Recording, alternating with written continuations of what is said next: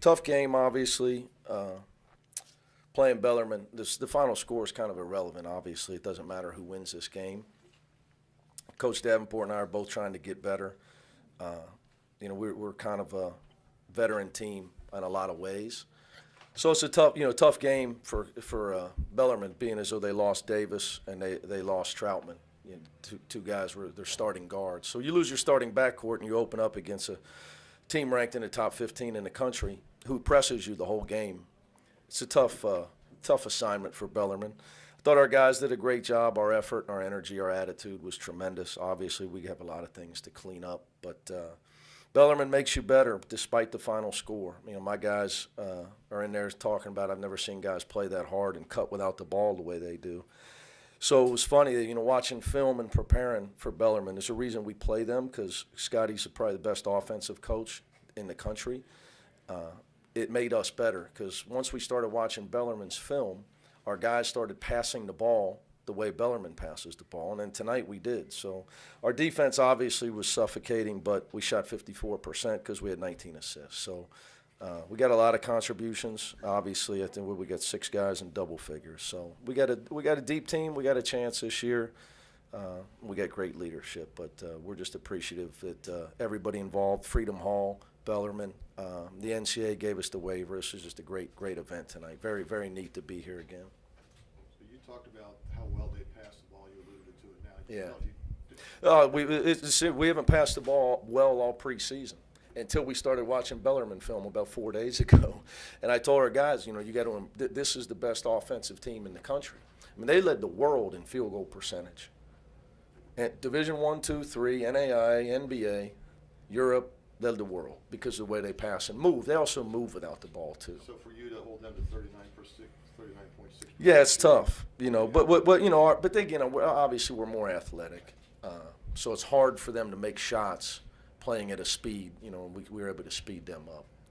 They struggled. They got knocked out in the Final Four last year to a team that kind of plays the way that we're trying to play right now. I'd say it was really a good thing for us was we got in foul trouble. We're a team that doesn't foul a lot for people that haven't seen us, but we're going to foul more this year because of the pressing. But we've got to learn to press without fouling. You're going to get some, but I thought they cut so hard that you're late helping, and they put fouls on you. So you got to give them credit for a lot of that. They're hard to deal with the way they move without the ball. But our passing was tremendous. Niger Brooks looks like a different player.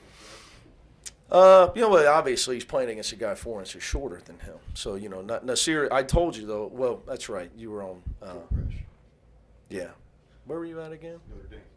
Yeah, while you were at the Notre Dame football game, and we had a scrimmage, I said to the press that Nasir Brooks is our most improved player. And he's still dealing with a sore ankle a little bit, but he's definitely our most improved player. Darren Savino's done a great job working with him.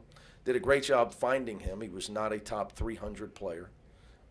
There was no recruiting really because nobody else. It was us and LaSalle was a local Philadelphia school. So I'm blessed with a great staff. But Darren's done a great job with him. What's your thoughts on Ellie Sosemi tonight? Say his last name 10 times fast. Sosemi. Ellie, we knew again. Larry Davis found another guy that wasn't ranked in the top 500. And he's up in Canada, and he's just he's a Bearcat. The guy plays as hard as seniors play.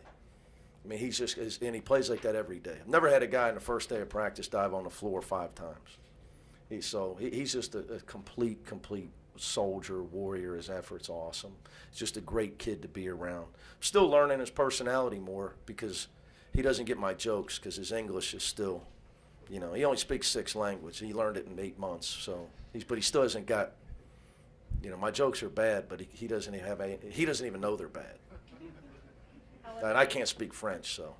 How was it being back in Louisville? Oh, it was awesome. So I saw a lot of friends. So some of them are already at the Breeders' Cup, but I saw, saw a lot of my old friends came out tonight. Kenny Klein was here. A lot of people like that. So I think Fred's working too hard. I'm worried David's practicing the cards too hard. So I didn't get to see Fred Hina, but it was awesome being here. Coach, I know you mentioned your depth, but 11 guys getting double-digit minutes tonight. I'm hoping. I mean, if you're going to play that style that we try to play, we practiced it since last April with our speed of our 2-point guards. We really have two. We have 2 starters at the point. That I've tried the biggest adjustments to get Kyle Washington and Gary Clark running. Because they're not used to it. So the guys off the bench are all. I mean, it's easy for like Trey Scott and those guys. I mean, they can run all day. So I think that's a big adjustment.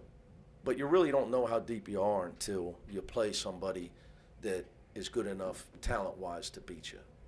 So we're going to get plenty of that early if you've seen our schedule. So you know, whether it happens, it's going to happen.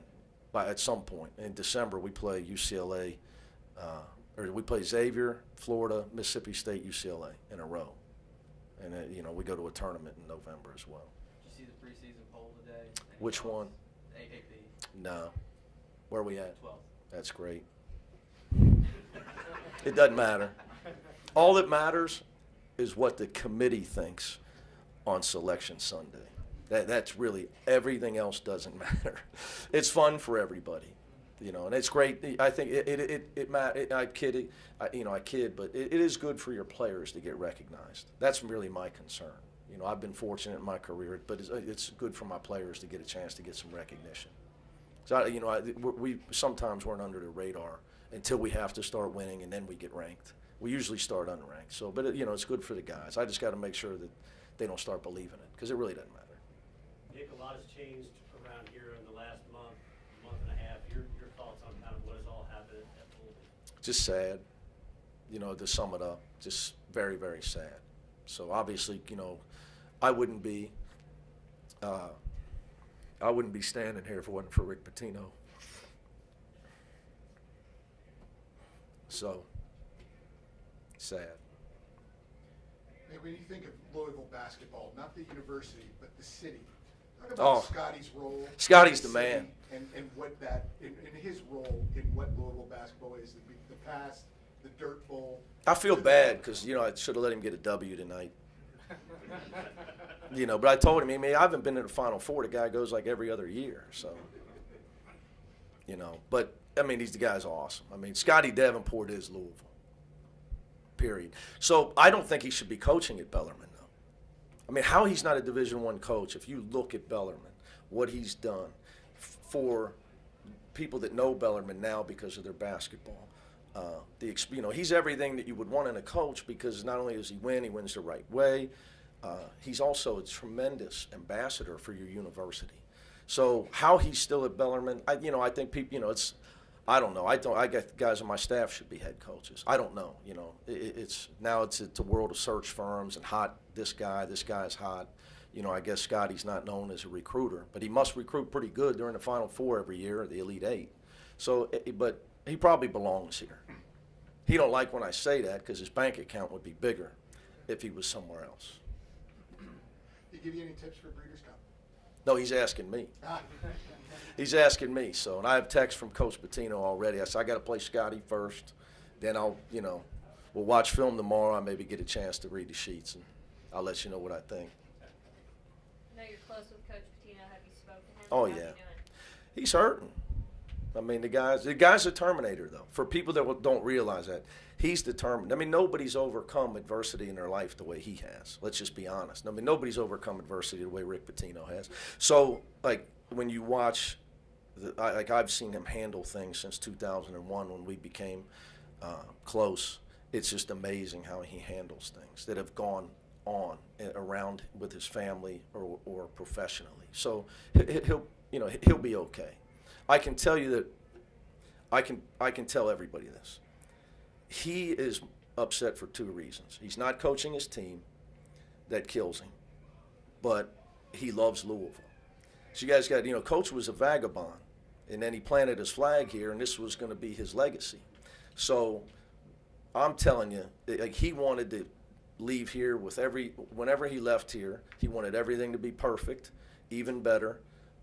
And leave it on those terms. You got better dorms, you got better arena, you got a better practice facility. We've done great. He wanted to fix everything that had gone on with the current probation, and go on another run and leave out on a high note because he feels an obligation. He's not going to say it, but I'm going to tell you, the guy feels an obligation to the community. He loves the community. The community's given him a home that he really never had. I mean, he moved Billy Minardi's family here. I mean, this is his home. So for him, that would be the second thing, that he cares. He loves the city. So that's a hard. I think like when you see him and you saw him in that interview, that's the facts. It just is, and it's just hard for me to see him that way. Thanks, guys.